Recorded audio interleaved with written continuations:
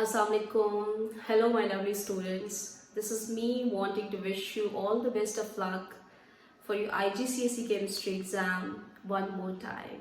My last minute exam tips are: stay calm and collected.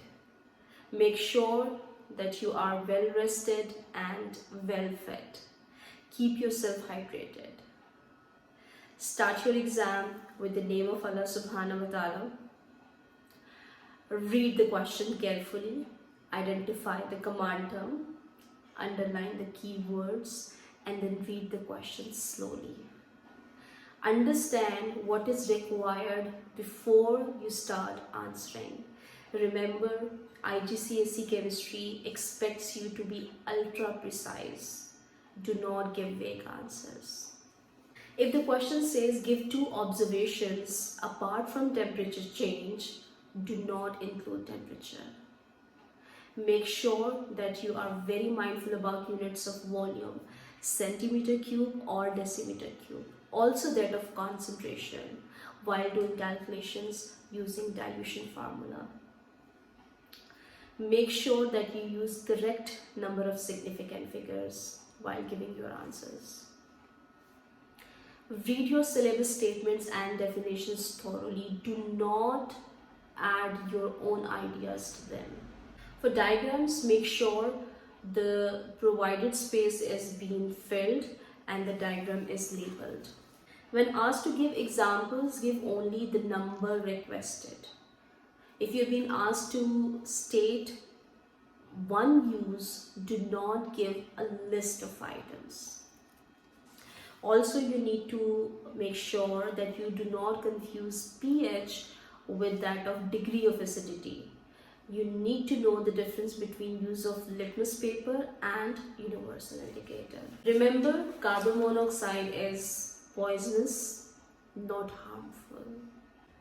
When asked about number of electrons shared between atoms on a molecule, count number of electrons, not bonds. Endothermic is heat taken in, whereas exothermic is heat given out. When asked to write a word equation, avoid giving symbol equation. Nitrate ion NO3 minus 1 charge. Nitrite ion N2 minus 2 minus 2 charge. Silver has plus 1 charge, whereas lead has plus 2 charge. Transition elements themselves are not colored, their compounds are. KMnO4 is purple, whereas K2Cr2O7 is orange. These two are very powerful oxidizing agents when acidified by adding dilute H2SO4 into them. When asked for specific properties, avoid giving general properties. Remember, it's chlorine which bleaches litmus paper, not hydrogen chloride, HCl. Also, HCl is called hydrogen chloride if it is a gas, and HCl is hydrochloric acid if it is an aqueous state. When asked about number of covalent bonds in a compound, focus on the valence shell electrons only, not the total number of electrons. Don't confuse the properties of elements with that of compounds.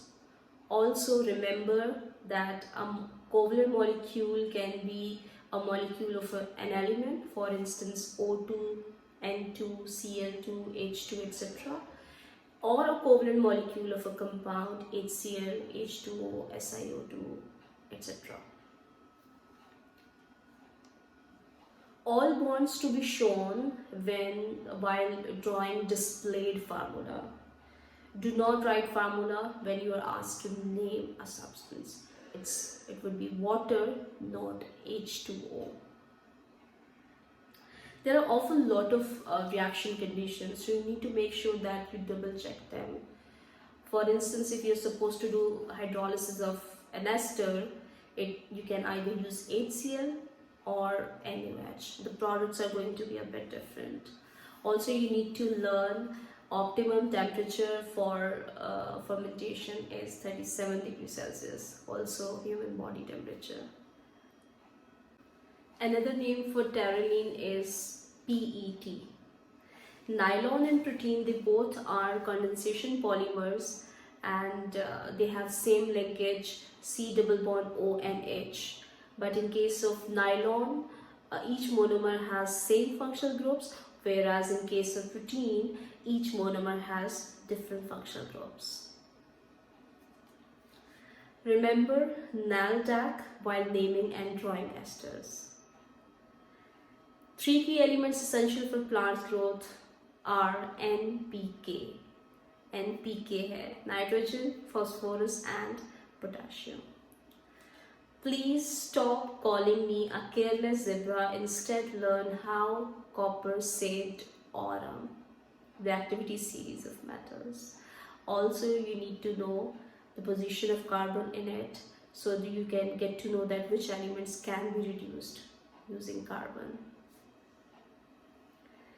Platinum and palladium are two metals which are used as catalyst in catalytic converter, which convert harmful gases like NO and CO into CO2 and N2.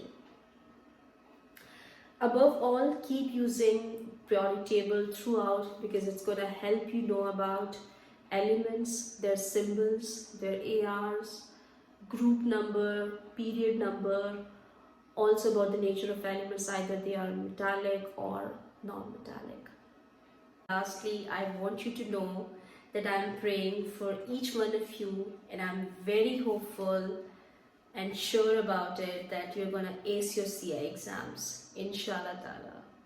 All the best of luck.